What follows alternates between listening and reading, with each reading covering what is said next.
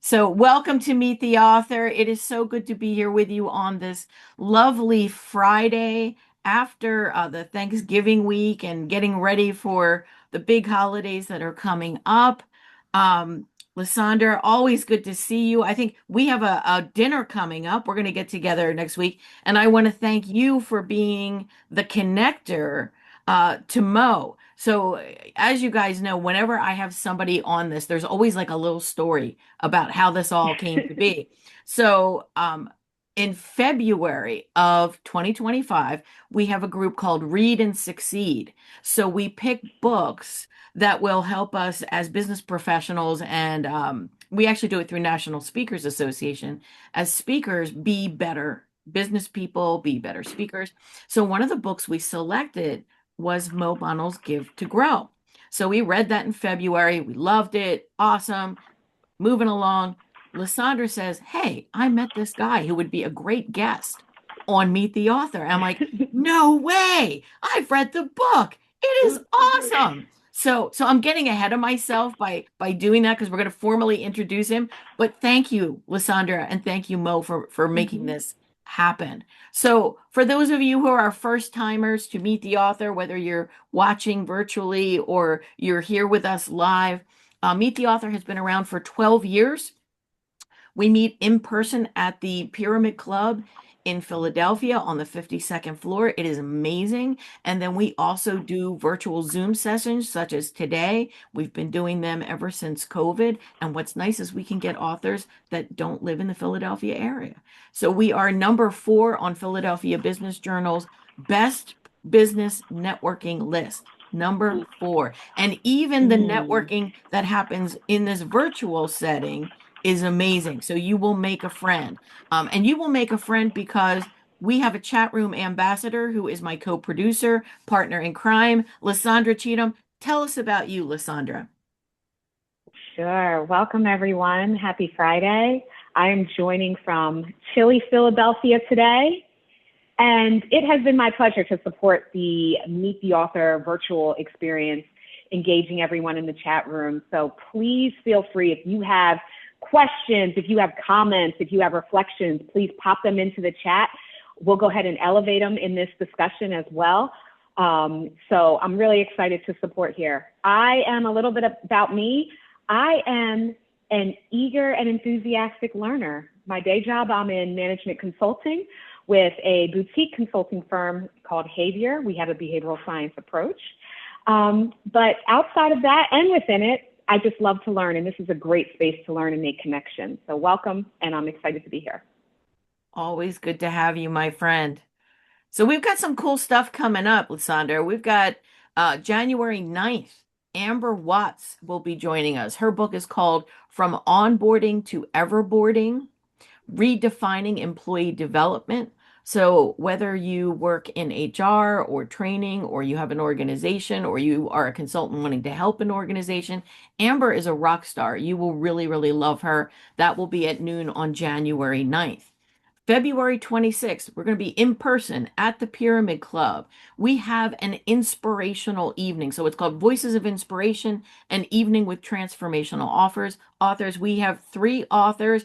2 have confirmed. 1 I'm very close to confirming. Erica Rothenberger is going to talk about her new book. Jen Kronberger, if you've never seen Jen, she's a rock star. She is going to be awesome. But it will be an uplifting, lovely, fun night, cocktails, hors d'oeuvres, and a view from the 52nd floor of the Mellon building. So you definitely want to come and see that.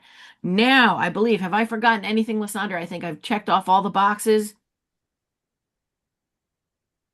Oh, wait, what did I forget?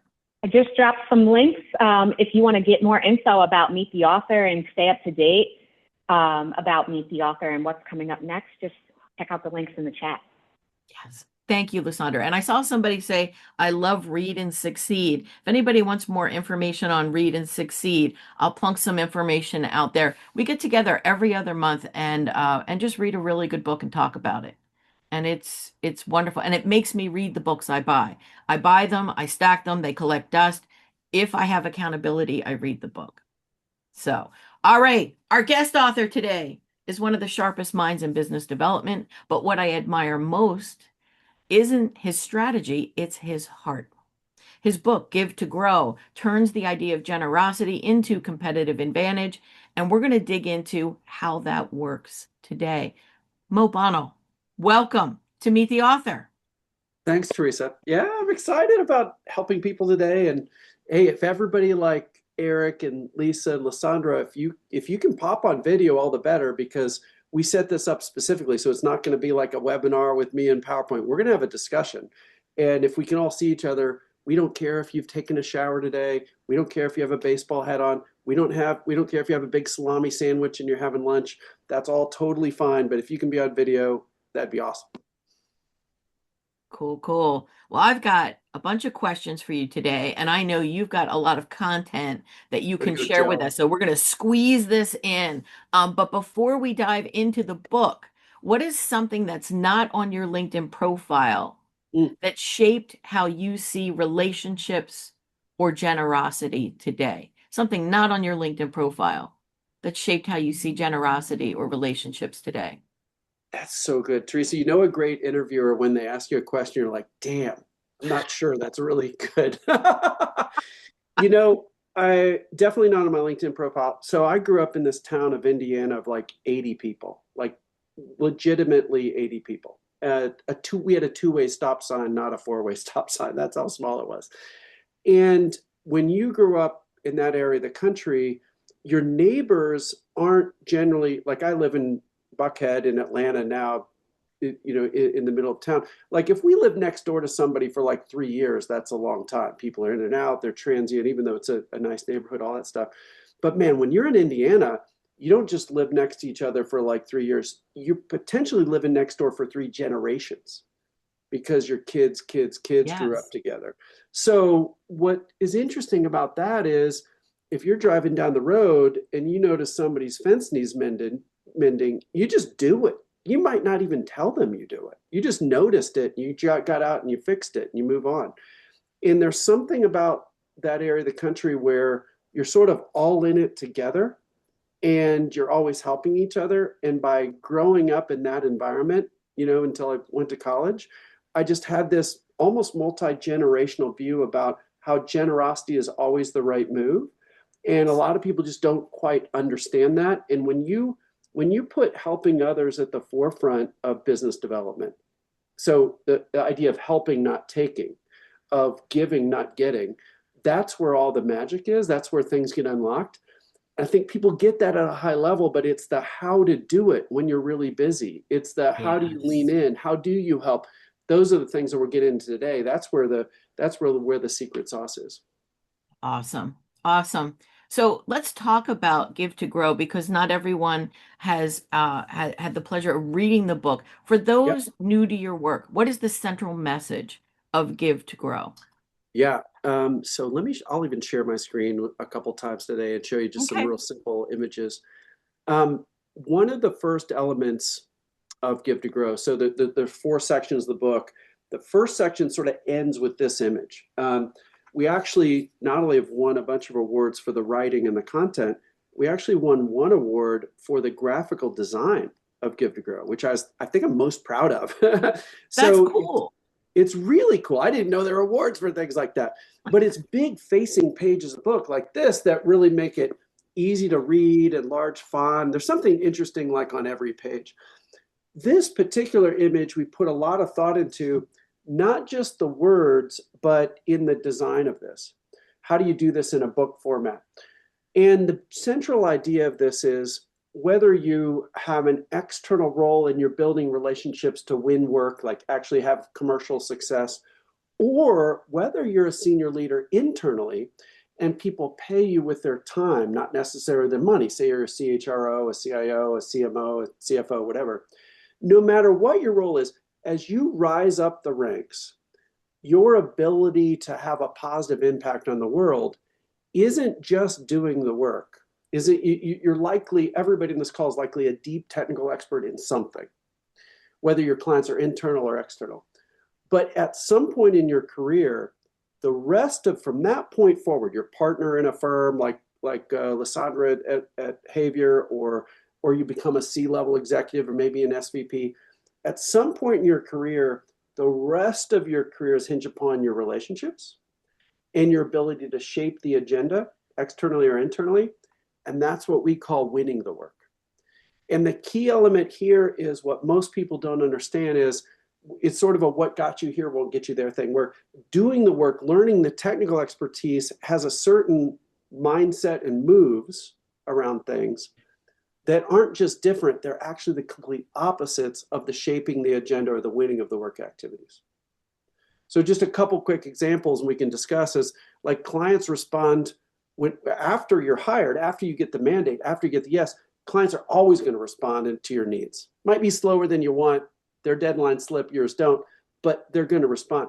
When you're winning work, when you're asking somebody to dinner, sending them a thought piece, wanting to get together for a coffee chat, we should expect like something less than 50% response rate, something lower than doing the work for sure.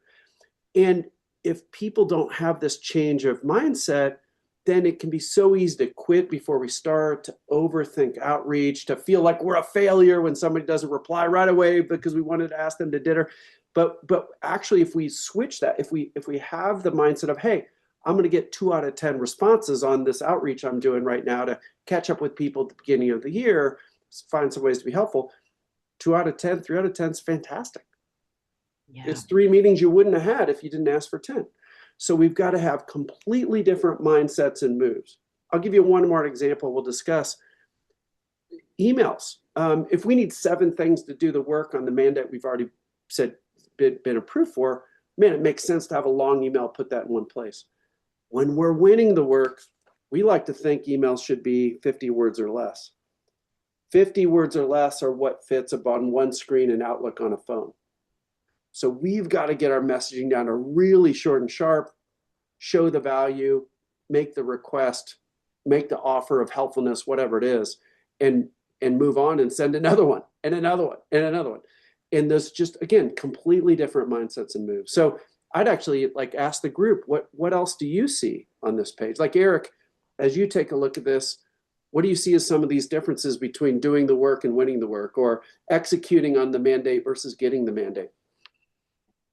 Well, it reminds me, it's the whole thing of, do you give freely or do you give expecting something in return? Yeah. So I'm right on board with this. This is how I operate because I come from a customer service background. I was a customer service department manager, as opposed from coming from a sales mindset. So it resonates with me. You nailed it. And there's actually research from the Philadelphia area out of Penn. So on this, where of course you've all heard of Adam Grant, one of his foremost studies that he did long ago, which a lot of people just haven't dug deeply into, is based off, am I a giver, a matcher, or a taker? And what he found was that givers, when they, in the strict definition here, is they give without any expectation of a return, just like Eric just said. Some givers end up being top of the heap, meaning they're the most successful in life. The thing that most people forget from, if you actually dig into the peer-reviewed research, is a bunch of those givers actually end up being the least successful of the 3 tranches. And he had to do follow-up studies to figure out what's the difference. It was the givers who gave without any expectation return, but also had the ability to say no, not say yes to everything that was requested them. And there's a fork in the road here. If I said yes to somebody, the ability to scale that give up and down based on what I expect might happen. Still no expectation of anything in return on every give, but the ability to be a little strategically selfish. And if somebody from our college asks us to go golfing, and that's going to take 5 hours to pick our brain about our career, maybe we scale that back to a 15-minute Zoom call. But if our boss's boss asks for something that's 15 minutes, maybe we scale that up to 5 hours because we think that's going to be a big impact. So this ability to say yes, always give without anything in expectation and no expectation of return, but actually do that strategically in a way we say yes or no to certain things and also scale the gift to the right level. That's one of the most important things I think we can remember is to be a little selfish, but also give at every opportunity, if that makes sense. Teresa, guide us. Big, Where do you think big we ought to go next? stuff. Well, Yeah, you talked about mindset, and that is a big topic for me. I love this. And I love the thought process here. But we all know there are people who are not in this mindset. They're in a yeah, very transactional mindset. If I give you something, I get something back. And yeah, I need to make sure I'm getting more of my share because I got to look out for myself. And how do you shift a mindset like that? So if I'm working with salespeople or I'm working with yep. business people, is there, Mo, what do we do to shift that mindset? Yeah. Well, this is a great question. So let me tell you a story on this one. My wife's the 10th of 11 kids, and I'm not making that up. Like it's like there's a small army of people with her maiden name because there's now like 160 if you get out to I don't even know what you call a third cousin. Is that a thing? I don't know. Like there's Yeah. there It, anyway, there's a million. And their family actually had sort of a take or barely make it to the next day kind of mindset, like almost like I need to hold on to what I've got or I'm not going to yeah. survive. Well, there's one nephew that I just adore. They live in Atlanta like we do, and I've sort of taken him under my wing and a little bit, and we do a lot together. And he read Give to Grow, and we were on a run together, and he said, "I can't believe that." Like he didn't even know it was a thing to give without expecting anything in return. I'm like, well, what do you mean? Like, why do you say that? And he said, well, let me tell you a story. He said when he was in college, I remember this time really well, had to put himself through college, 100% paid on his own. And he had a mowing business where he was mowing yards in the summer. And man, if he worked 80 hours a week in the summer, he could actually make enough to put himself through school. In his sophomore year, while in the middle of that, his car broke down. No car, no money. Like it was bad. So his parents said, hey, no problem. We're going to get that alternator fixed for you or whatever. We've got your back, no problem. And he just felt so relieved. It was great. Then a few months later in the fall, like October, there was an event they were putting on at their house and they really wanted him to go. And he said, oh my gosh, I can't make it because I got this thing at school I need to go to. And his dad said, this is deeply saddening to me because I know him. It's my sister's brother. He said, well, your mother and I have been talking and we really helped you out with that alternator last summer. So we'd really appreciate it if you could make it to this event. I mean, think about your parent saying that. And he went. When he was there that next day, he said, I'd love a list of every single thing you've ever paid for me and everything that I pay for, you pay for now, like he was on their cell phone contract and stuff like that. And he made it a point to pay. He paid for every single thing after that. And you can imagine the damage that he then explained on the run of the relationship with his father after that. And I actually get a little teared up about this. Such a horrible thing to do to your son. My point with that is to get back to your question, Teresa, I think some people just don't know there's another way. Yeah. They just haven't learned that you can give and invest in others, and it will come back around to you tenfold if you actually don't expect it. And the unlock my nephew had was reading the book and then just starting to try it. He's an emerging financial advisor where he's just right at the point where he's starting to build his own book of business and not just service. And he's leaning on generosity as his path to success. And I actually met with the founder and managing partner. I spoke to the whole financial advisory firm 2 weeks ago, 3 weeks ago. And the managing partner founder came up to me and said, your nephew is going to crush it. He's already 3 or 4 years ahead of his peers. And he's just only been doing this for 6 months. And God, we can't believe how successful he is. So it was step one was like showing him there was another way. Step two was just in little ways him practicing this. And he's off to the races. He's going to be a proactive giver for the rest of his life. But before he Yes. read the book, he didn't know. No, Teresa, is that? oh man. Well, the wheels are turning because I'm thinking about people in my life, right? Yeah, And it in some ways it gives me some compassion for them you're right. because it's what they know. Right. That has been their experience. That is the context in which they see the world. And to your point, because they don't know there's another way. Like that is the way. Um, Yeah. and it is hard to flip the switch. There's a couple people I have in mind right now that I'm like, oh my God, please join me here. But if Yep. that hasn't been their experience and their belief, we're going to have to create experiences for them Yep. that make that belief really, really come home. Oh my gosh, That's exactly right. good stuff. Well, and let me point out Lysandra, because Lysandra is a consultant at a behavioral science consulting firm. So if you ever want to talk to somebody about how to change behavior, call Lysandra, because we've worked with behavior. Well, like just their people are so good. And if you just think of the simple model, antecedent behavior consequence, classic behavioral science, antecedents like a trigger, behavior is I'm going to try something new. And then what actually happened at the end? If we can orchestrate little moments of showing somebody that they give without expectation of anything in return, and then over time, if you do 10 of those, 8 of them are going to turn out to be Sure. amazing things back to you. And you don't even know and then pointing that out to people. They may not be able to even notice the thing I did is the reason I got the thing. Like you need to actually Yes. point these things out, show them the breadcrumbs. But if we can orchestrate little moments like that, it can really change somebody's life. To your point, Teresa, a lot of people just don't know there's another way I know.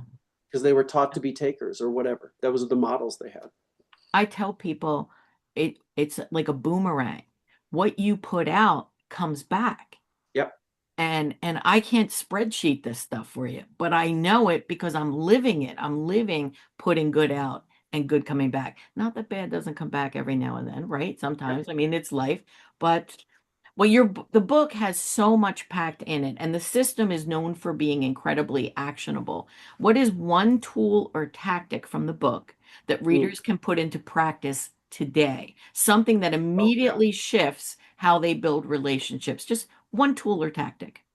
Yeah, let's put a business lens on that on this, since that's the world that we're all in. So this is sort of funny because I'm literally going to show the inside of the book. So don't screenshot this and sell the book for $2 on Amazon. That would be bad. But these are literally the print copies of the book. You can see the hash marks on there. So there's a chapter in the book called, sorry for the skimming, but I'll just show you the title. It's called Give Them the Experience of Working with You. So it's one thing to think, wow, I need to be generous. This is great. I'm going to run around and do more of this. I really love the session. But it's a whole nother thing to put a really precise, fine point on how do you do that in a way that has max chance of you being helpful and it turns into paid work. Because you need to be commercially successful to do more of what you're doing, right? The old Walt Disney quotes of we don't make movies to make money, we make money to make more movies. It's true. Like we need to actually be economically successful to create a flywheel. So it's okay to make money. So one of the techniques of the book that's so powerful, I'll just zoom in a little bit here, is called a give to get. And there's a whole chapter on this. But the idea is a lot of times a professional, again, whether with internal clients, because you're a C-level person or an SVP, or you have an external client, you're a consultant, or you somehow have to win work.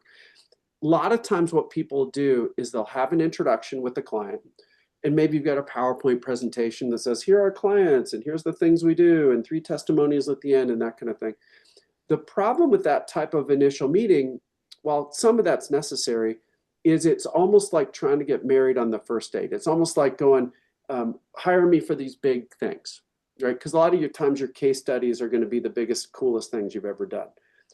That's a really big bridge for somebody to do. It's a lot of risk for them to put their name on the line and sign a contract when they haven't used you before. So a better way than trying to get married on the first date is date a while. Go have some fun. A give to get is, what is a bite-sized piece of your work that you would be happy to do on your dime that would give somebody a lot of value, but leave them wanting more, so they want to hire you. Yeah. Maybe it's a half-day workshop. Maybe it's a 30-minute gratis coaching session. Maybe it's some kind of assessment where they give you some data and you benchmark it against a database you've got, if you've got that type of a business. The idea is, if you can figure out what this give to get is, and then just scale it, like make it really, really great. So that when you're on that introduction call, you can give a 2-minute overview of what you do. That's all anybody wants. They just want to know where to slot you in a big mosaic of all kinds of partners they might have. They just want to know where you fit. And then after that, you say, hey, could you explain some things that you're, within that domain? Could you explain some of your priorities? And then I can find some ways to help. They're going to do that. You want to give to get that, like 80% of the time, it's going to be a great fit for you to say, well, hey, would it be helpful if I put you through a gratis session? We'll put your leadership teams through this since you focus on X, Y, Z. And at the end of it, you're going to get all these things. And I'll do it on my dime. And it'll be really valuable because of these reasons. And here's the report you'll get at the end. Would that be helpful? Something like that is incredibly powerful. It leans on this idea of generosity. It has no strings attached. It lets them see what you do instead of you talking about what you do. It's like seeing the first 20 minutes of a movie versus watching the trailer. Totally different experience. You want to see the rest of the movie, and then you end the give it to get right at the point where they're like, I want more. This is awesome. And then your business just grows like gangbusters after that. Teresa, is that sort of where you're headed with like a... Yes, and I'm loving this. You have to be really good at what you do to make this work, Mo.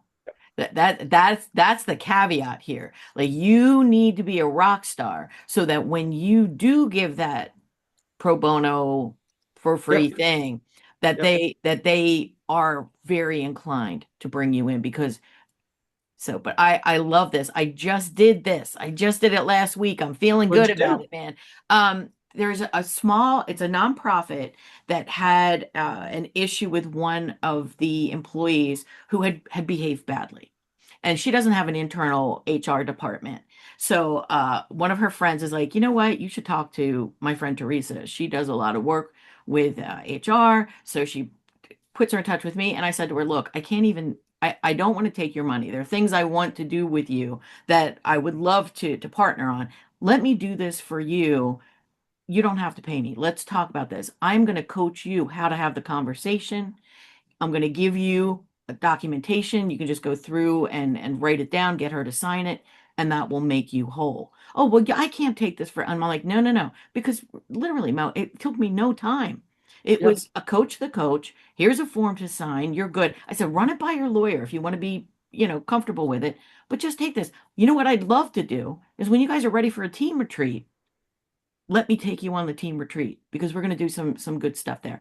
And I have no doubt that I am going to get more work from that client. No doubt. So I love it. Yeah, it does work. It does work. I don't usually do this, but can I show you something top secret?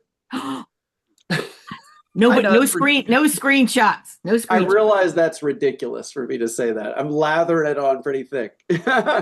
But I'll show you exactly what we do. So this really is something I wouldn't put in a book, and I would ask if you, obviously I can't control if you screenshot, but don't share it with others if you don't mind.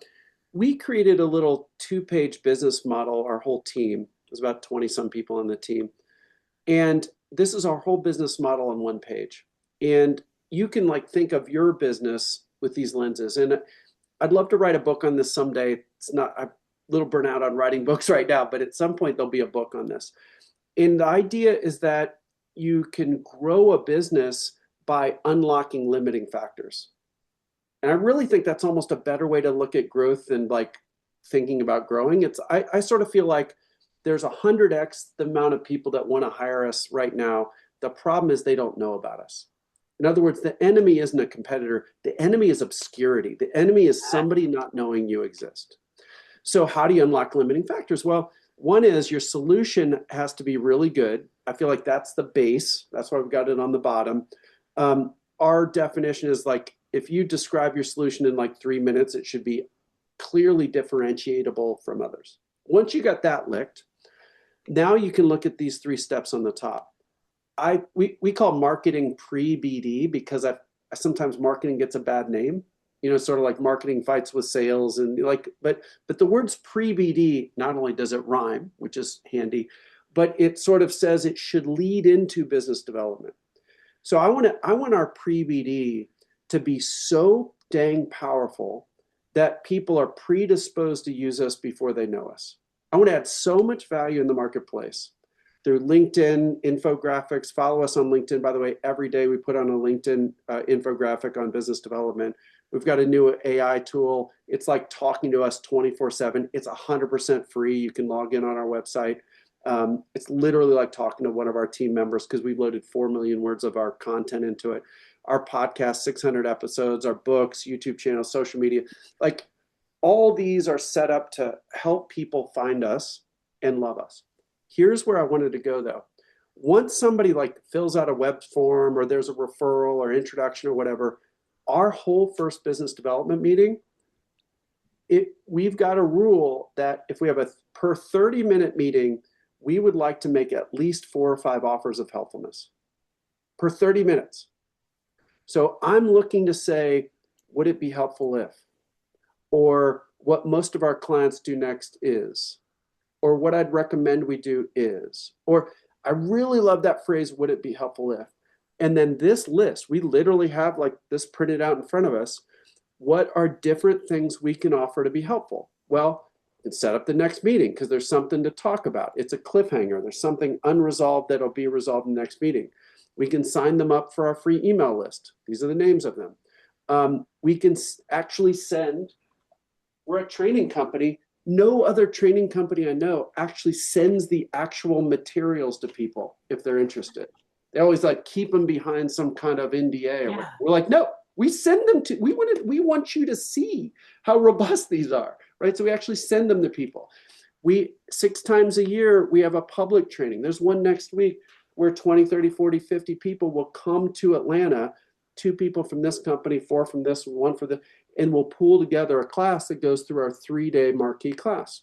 We'll just say, hey, if it's a prospect, we'll say, if you'd like to send 2 or 3 people, no charge from us, usually costs about $5,000 a person.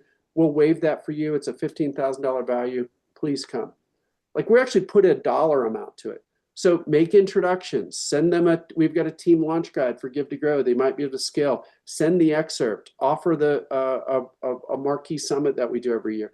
So we're looking, like these are some of the go-to things, but we're looking to at least 4, 5, 6 times per half hour say, oh, wow, that's interesting you said that. Would it be helpful if we did this? I want them almost overwhelmed with feeling like they got so much out of this call. They're almost freaking out, if that makes sense. Eric. It is good. I've never gotten all the training materials from any training firm I've worked with ever. Yeah. Everybody always says, oh, no, you got to pay to see what we do. Like, that's what else in the world would you have to pay to actually see it? No, you need to experience it. Then you can pay for it. You know, I want them to, we've been told we have the most robust, beautiful, comprehensive training materials they've ever seen. Why wouldn't we actually send that to people? Right. You know? Right. Yeah. Eric, I saw your hand go up. Yeah, so I want to follow up. I'm actually on your website, so I see the free Give to Grow training to fill out the form is great. But what caught my attention was the Grow Big AI. Could you explain that a little bit more? Yeah. Kind of how you develop that. What's the thought process? Oh man. So with the emergence of AI, what we realized is we have all this great content.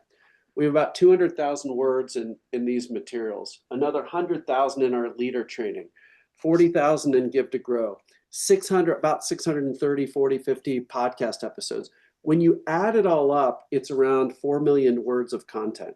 So what we did is we loaded that into a large language model. And then the key to that was there's so much content that a model can actually get confused because with that many words, things can conflict. So then we created a way of sharing, hey, this particular piece of content is a 10 out of 10. It's a source of golden truth. Point at that. This other thing's good for examples, but don't look at it for a source of truth. It's more for storytelling. So that's a 2 out of 10. So every single bit of content got ranked. Then once we got through that stage, then there's a fine tuning stage to do that. So any of you can sign up for it. It's 100% for free. And it is literally like talking with us. Like I use it myself and it'll remember things I forgot about. So I'm like, dang it, AI, you're better than I am. But all of that's loaded in there. So any of you can ask it questions like, I stalled, a client went dark on me. They seemed interested, and here's some context, and they won't return my call. What do I do? You could say, I'm having trouble staying consistent with my business development or my relationship development habits. Give me a plan for next year. Um, you could say, here's a very specific situation. Help me write a proposal or an email. You can load materials into it. All of those things are possible, and it's all free. And Eric, our thought is the more people, if a certain percentage of people, that's all they need, fantastic. But say we got 10,000 people using that, some percentage of them are going to want to bring us in to train their team or whatever. So it's, again, generosity without any expectation of return, but trying to fight the enemy, which is obscurity, trying to create a potential viral way of people telling others about the value we give. That's a great offering. You probably know Marshall Goldsmith has done something similar with a large language model where he's taken all the stuff that he's done and put it in a large language model, and we can Yeah, ask questions and get answers from the perspective of Marshall Goldsmith. it's So amazing. Same thing. look, it is amazing, amazing. Even with I played with this a little bit. Even with a little bit of content that I have, I put it in. I'm like, look at that, how it answers the question. It Yeah, does. It's very, very yeah. cool. So And what, and just one more note on that, and back to sure. you, Teresa, what we found was that when we go to a normal like ChatGPT, Claude, Gemini, Copilot, whatever, it Yeah, gives you a little bit, like it can do okay with give you advice on these kind sure. of things, but it's a little more short term and salesy and selfish, to be honest. Our Yeah. stuff, because it's trained on our model, is long term relationship focused and otherish, if you will. So that's what we're building now is we're about halfway through um, taking that same content, and so we build out the proof of concept that's already ready. That's the free part. What's really going to be exciting is we're building out our own tech stack now where we can plug into our big large clients through APIs, and they could put this on their system so that all the data can be secure and private. So that's Wow. going to be ready for pilot somewhere near the end of Q1, and that's really exciting. Oh my God, dude, you are thinking big. You're thinking big. We're trying. You had to. I'm real excited about our future, but it's all about giving. So you were going to ask a question. Well, I'm thinking about the clients that I'm working with now and Yep. wanting them to embrace this philosophy and this methodology. And so you work with major firms, high performers, teams under pressure. How do you help them maintain generosity when Mm. they're stressed, busy, facing aggressive goals? It's like, dude, I don't have time for this. I gotta get wins. Yeah, yeah, that's the problem. Let me share you this, and Lysandra you might have some comments on this. The the problem with relationship development or business development in general, I think one of the biggest problem is the idea of intermittent and variable rewards. Meaning you don't know how long it's going to take. You don't know the size of the prize. You don't even know if anything's going to happen by this coffee chat you've been having with Suzanne for once a quarter for 5 years. All of a sudden she goes into academia and you're like, oh my God. So, so because the results are highly variable, spotty, uh, it's just really hard for a lot of people to keep going. The beauty of that is if you do keep going, you're going to have success because your competition quits. Mm. So, how do you handle highly variable and intermittent rewards? Pull the agency back to yourself and focus on your effort versus the results. So, what we tend to think of is there's three ways to think about business development. One is sporadic. Honestly, that's what most people do. Hey, I should catch up with Joanne. Maybe I do, maybe I don't. You think of random stuff while you're walking the dog or you're on a commute. That's level one.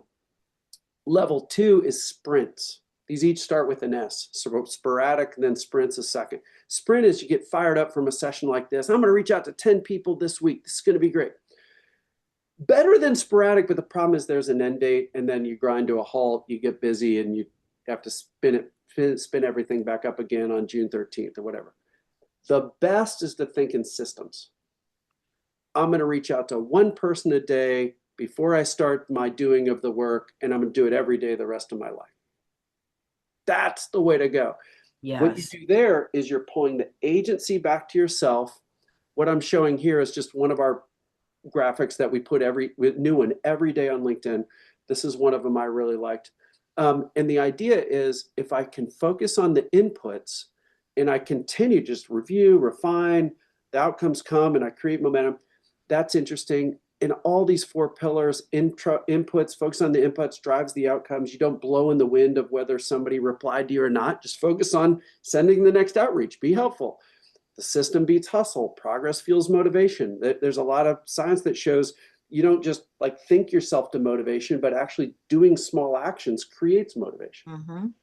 So starting the day by doing something hard, just sending an outreach to somebody can really fuel the rest of the day.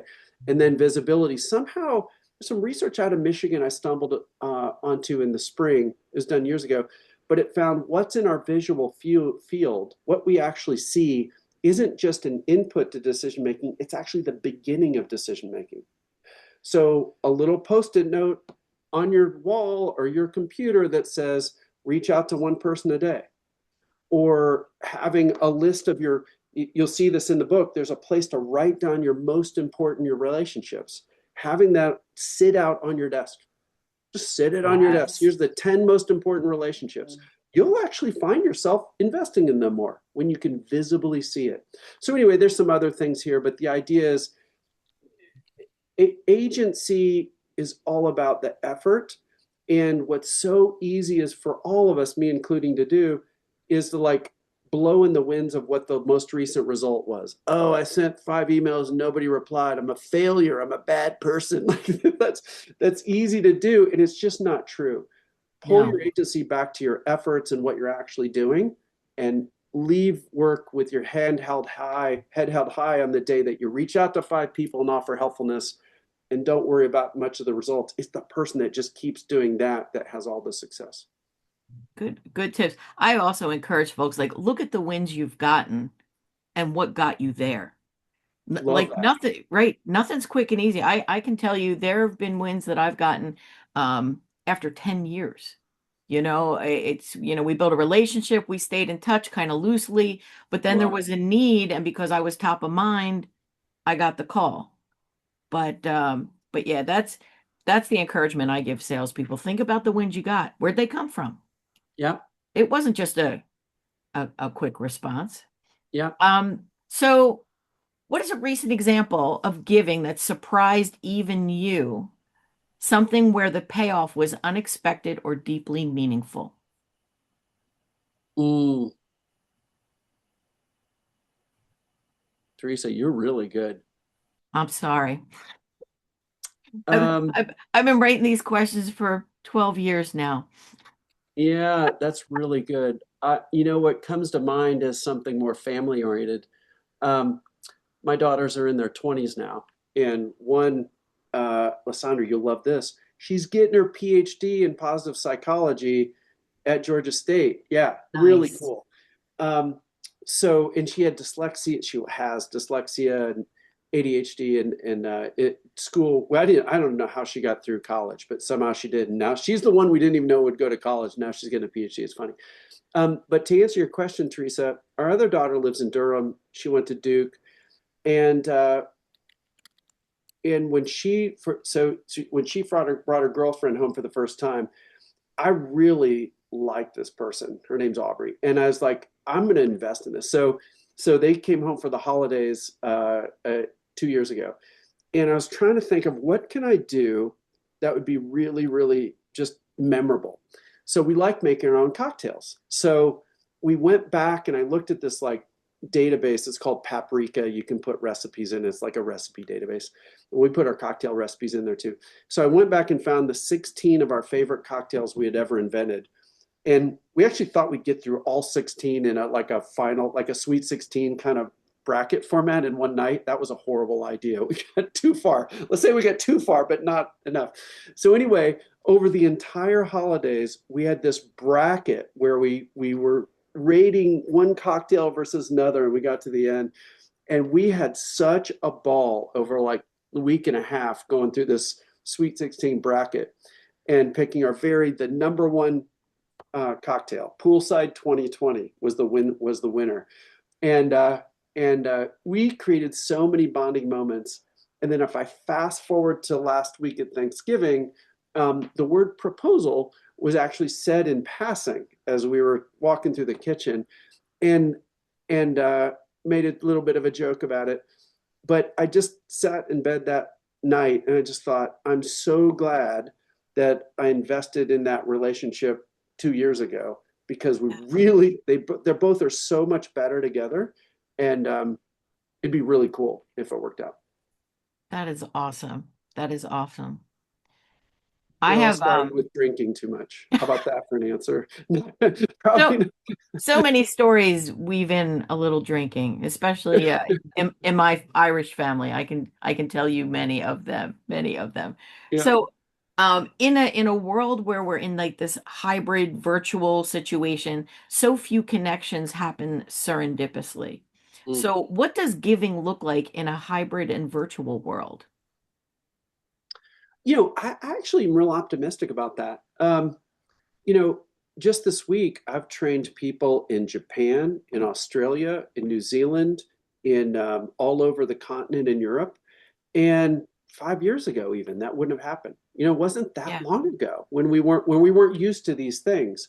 So I think when it comes to relationship development, the good news about hybrid is you can drop in and actually have a meaningful conversation with somebody on the other end of the world in a second. That's We're just true. on phone call this morning with folks in South Africa for a big training session we're going to do in Jayburg in a couple of weeks. But the bad news is you lose the hallway conversation. You Right. lose the doorknob conversation where you're sort of waiting outside the meeting room and the other people are running 7 minutes late and you're having that little, oh, I didn't know that you liked hiking. That's really cool. Yeah, we're going to Yosemite in a few weeks. You lose that. So I think the solution is for us to actually for our relationships that are most important. Again, like writing a list of your top 8 or 10 relationships is just a really powerful thing to do on a Yes. handwritten piece of paper, leave it on your desk. For those type of most important relationships for our future success, I think it's important to just schedule unstructured time and just say, let's just let's just catch up on Zoom for 30 minutes. Would love to hear about how your 2026 is sort of what you're thinking about your goals are, because if I can learn what's important to you, I'm going to be able to find some better ways to help you. Just asking for those, I think, is really important. I think people get hung up because they're like, well, what if they say no? I'm like, if you get 5 out of 10 say yes, that's 5 more meetings than you had before. So just ask, Yes. darn it. But I Yes. but I think having those once a year, once a quarter, depending on the person, I just think there's some magic time in that. I actually, this is my pro level studio with a big DSLR camera and all that. I actually purposefully take those from my laptop and I sit on a couch in my side office over here. Like I try to like bring the make it like super Yeah. informal. Um, I just think having those are really important. They used to just happen automatically because we were traveling to the place and you had this hallway time. I think now we have to ask for those, but I think it's one of the biggest relationship unlocks that we can do these days. Yeah, great. And I have two to-do items already on my list from this conversation. One is to have a list of my most important relationships and make that visible. I think that like such a simple thing, but freaking powerful because Yeah. it keeps you focused on what's really important. Scheduling this unstructured time, we have to be intentional about these things. Because they're not just happening in the moment and we're blessed and we have the exchange. So we have to be intentional to say, let's schedule some time to do that. And it's funny, I'm looking at um, my little notepad here from Monday and Tuesday. I had people from Belgium, Switzerland, Croatia, Romania, Love it. Yeah. Pennsylvania, New Jersey. Yeah. So, but all over the place. But how smart would it be to follow up and just say, look, I'd like to just grab 15 minutes with you just to follow up. I have Yep. never done that in all the years of global training that I've done, but that is on my list to I to love it. follow up. I So, love it. Mo, you've given us so much, and you've talked about the AI model that's coming up, which is amazing, that's out there and is going to get more robust. What's next for you? What is the big projects that you're excited about, a body of research? What's next for you that you're excited about and we should be excited about? Yeah. I think honestly, it's just growing our team. We've for too long a lot like we've got about a dozen facilitators and coaches that can fly around the world, or not the room, the world, Mhm. and like do training, coaching, be in front of clients, and all that. And that's been awesome. We need more. So we have a new cohort right now that we had 59 people apply. We had 28 that we thought were really good. I think we'll down select to like a top 10. They'll go through a full certification process and be done by June. I think that's really exciting. We're looking for really, really high level folks there. And I think just building that team out even more where I'm never a bottleneck. I think still now I'm still a bottleneck on Mm. some things, and I need to elevate.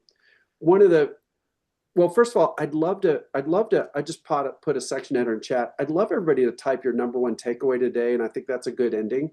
Um, but but to fully answer Teresa's question, so type in chat while I'm giving you this last idea. One of the most important elements of Give to Grow is just like a third of a chapter, and it's called Cut to Climb. And it's a process you can go through.